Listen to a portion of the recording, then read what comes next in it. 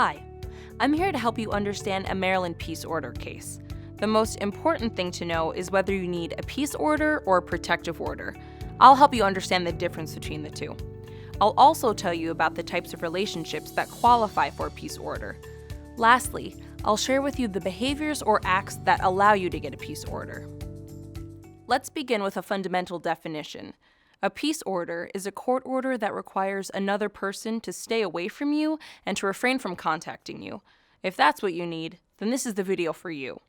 To start, let's compare peace orders versus protective orders. They are very similar, so it's easy to mix them up. Here's the difference. You should ask for a protective order if you are married to, live with, have kids with, or have a sexual relationship with the other person. You should also ask for a protective order if a sexual assault has occurred. Learn about protective orders at mdcourts.gov/dv. That webpage also has a link to a brochure comparing the two types of orders.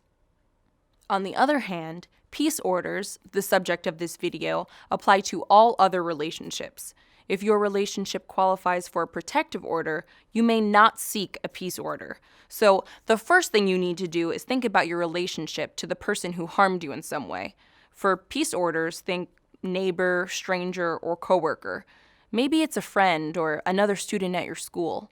If you and the other person are not related and you have never had an intimate or sexual relationship with each other, then you want to open a peace order case. You also need to consider whether the behaviors you want stopped qualify for a peace order. You may ask the court for a peace order if you have been a victim of abuse. There are lots of types of abuse. Has the other person been harassing you or stalking you? Did they trespass or commit malicious destruction, such as writing on your car or house? Other grounds include misuse of telephone or electronic communication, revenge porn, and visual surveillance. Examples are watching your house or tracking your movement. If you want to learn more, you can find the peace order statute at mdcourts.gov/peaceorders. Remember, the most important thing is whether you need a peace order or a protective order. If your relationship with the other person is sexual or family-like, get a protective order. If it's not that close, if it's a neighbor, stranger, or coworker, then ask for a peace order.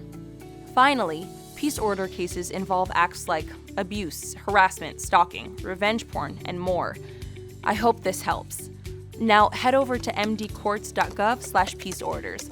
That's where you'll find answers to your questions and information about getting legal help in your case.